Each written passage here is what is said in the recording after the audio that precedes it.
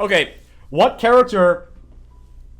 Guys, what character out of the Essential Tennis universe, Adam, Alex, Cole, Ian, Ira, yours truly, Ben, Mike, Scott, Sean, or Topher should I start with first? By the way, so I don't trigger anybody, this is my opinion only. I have, for this video, I will try my best to not bias the 4 houses, because I do play favorites on Hogwarts houses, but I'm not going to bias it. I'm going to bias it based on their on-court playstyle in singles. These characters' on-court playstyle in singles. Their demeanor on the court and on camera. Nothing to do with their personal life. Overall, just like vibe while they're playing tennis. Okay, so it's nothing to do for them personally. It's just my opinion while they're on the Essential Tennis arena, what houses these main characters fall into. I just want to clarify that. Actually, I'll go first. This is pretty obvious if you guys have been following me. If you really think I'm a Ravenclaw, then you and I need to have a serious talk on Discord. But I am most definitely a Slytherin. No doubt about it. Why wouldn't I be a Slytherin based on my personality on the court? Please. I would love to hear your disagreements in a constructive way. Bring it. I honestly think the Sorting Hat would totally do me dirty and put me into Hufflepuff. But if that were to actually happen, that would be the second worst thing. So it's not. It would be the second worst, not the worst house to be in my opinion. There's one house that I would seriously consider transferring out of Hogwarts if I actually got placed there, but more on that later. Okay, with that out of the way, because yours truly is definitely a Slytherin, as I crack open another tall boy. Who's next?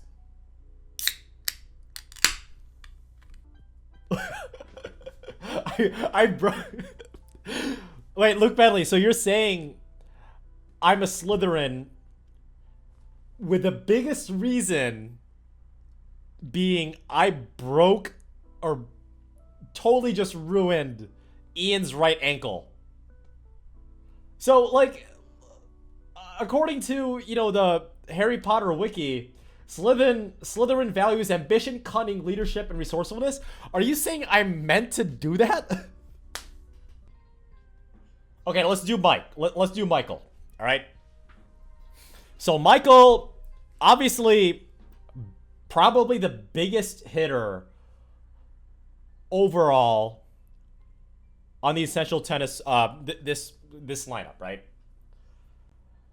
See, he went to Whitewater with me. Sorry, he went to Whitewater, but not with me.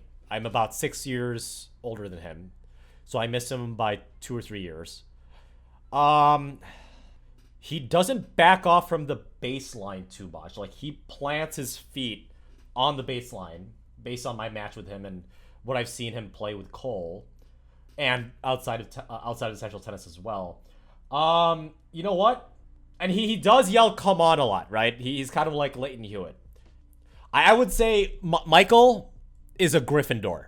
Do you guys agree? What's the Chad version of Harry Potter? The Chad version of Harry Potter? Victor Crumb. I would say Victor Crumb is like the Giga Chad of the Harry Potter universe. Victor Crumb, wow.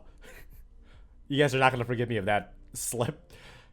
Was a Bulgarian wizard? No, he is a Bulgarian wizard.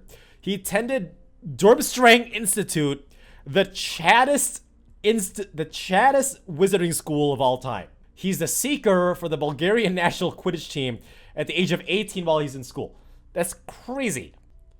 Okay, next up. Let's put... I'm gonna choose... We'll do Topher Megamind. Topher. Let's see. He's got an all-around game. I'll stick with Megamind. We'll do Topher. He's got an all-around game. Pretty clean game. Unfortunately, he just got wrecked by Ian that one match because Ian was on fire. Topher is a good player, but Ian just totally wrecked him. That's a tough one. Because I'm literally torn between 3 houses for Topher. I think Topher is barely a Hufflepuff. This might be my most controversial one.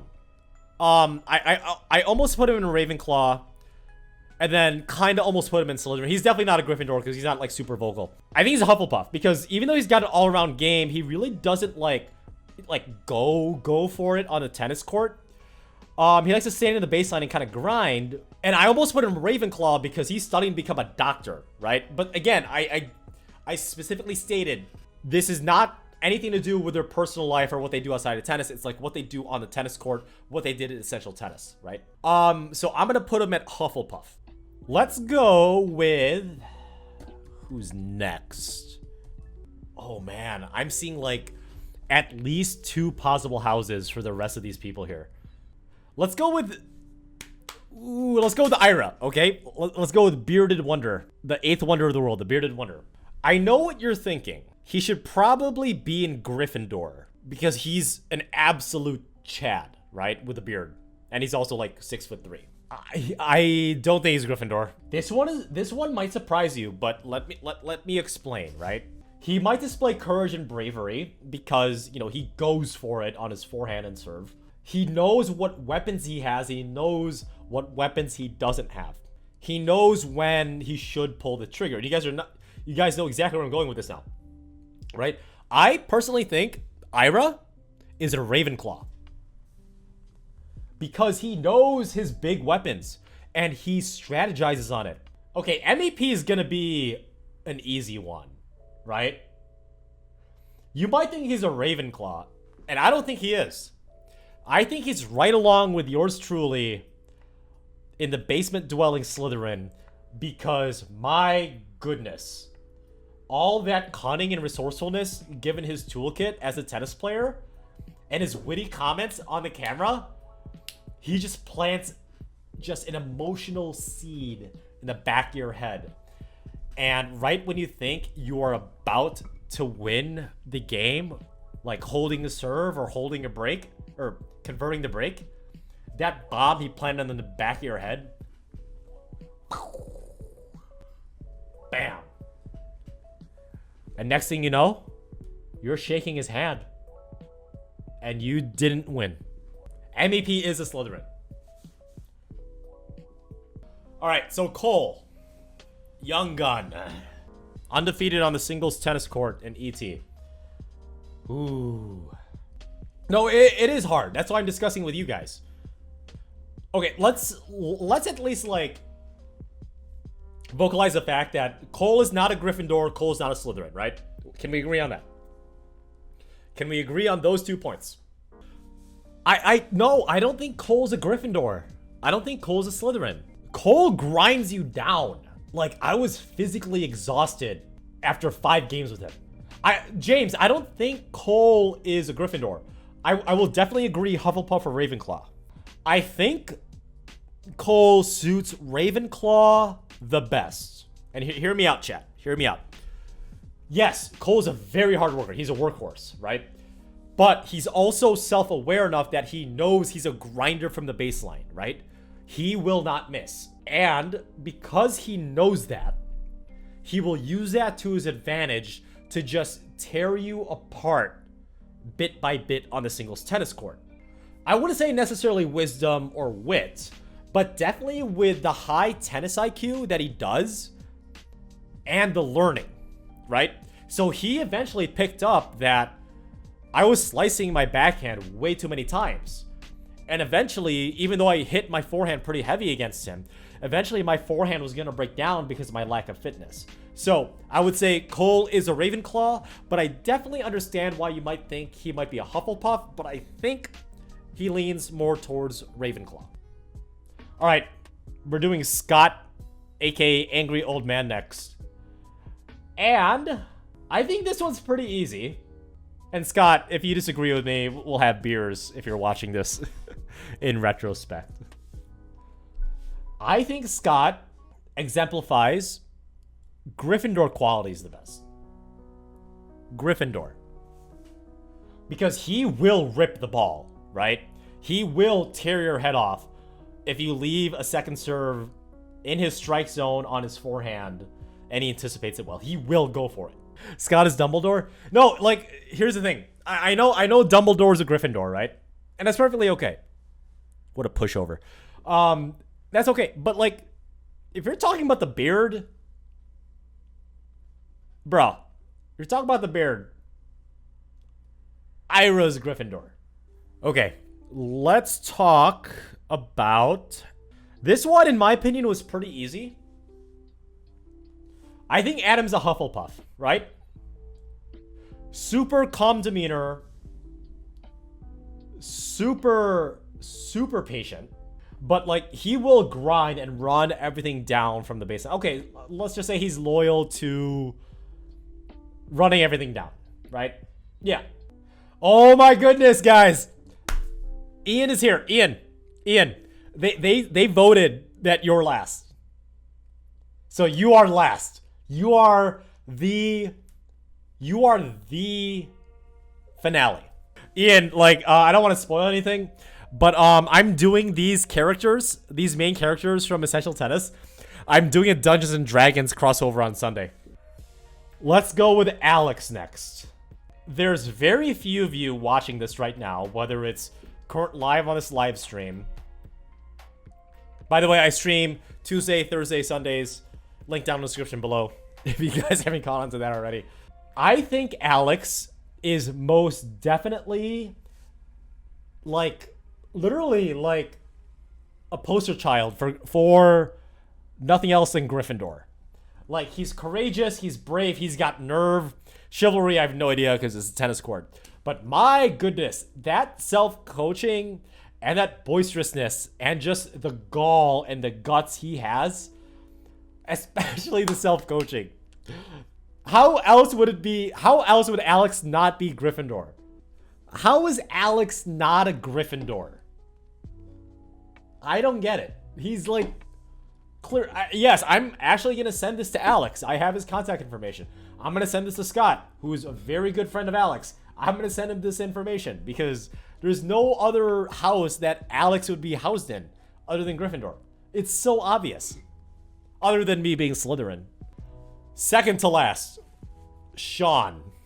Let's go with Sean. Sean was very, very almost like introverted when he was playing against Ian. And part of that was because, you know, it's his first time at the Essential Tennis Court. I mean, who wouldn't be scared of playing or be at least a little bit nervous playing in literally one of the most famous tennis courts in the world, which actually is like 10 minutes from me somewhere in Wisconsin, which is nuts. Thank you, Ian. I think Sean, based on his demeanor, I've actually never met him in person because we never overlapped our presence in the Essential Tennis Court. I think Sean is a Hufflepuff. He's one of the nicest guys in the world, it seems like, at least through camera. And I think he actually is a nice guy based on what Scott and Ian have told me, right? I think Sean is a Hufflepuff. He's very loyal. Well, I mean, he's very patient, but in all honesty, he's starting to hit more aggressive. He seems like he's dramatically improved since the first time he was on the Essential Tennis. He's going for shots. It seemed like when he was playing Ian in the very first match at Essential Tennis, you know, 4 or 5 months ago, he was just kind of pushing. But now Sean is going for it. I'm like, good for you, dude. Good for you. Super nice guy, Ian. Thank you.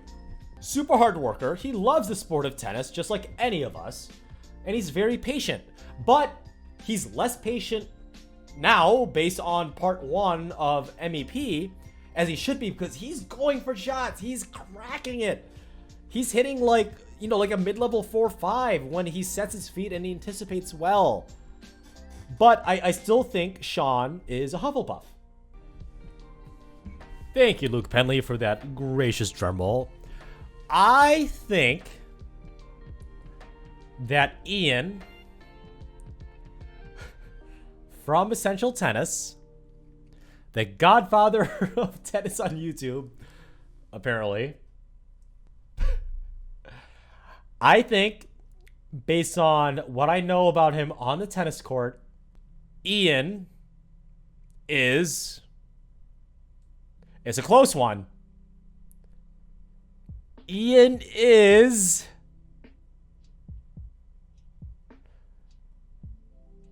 just barely, but in my opinion, most definitely a Ravenclaw. So let me tell you why.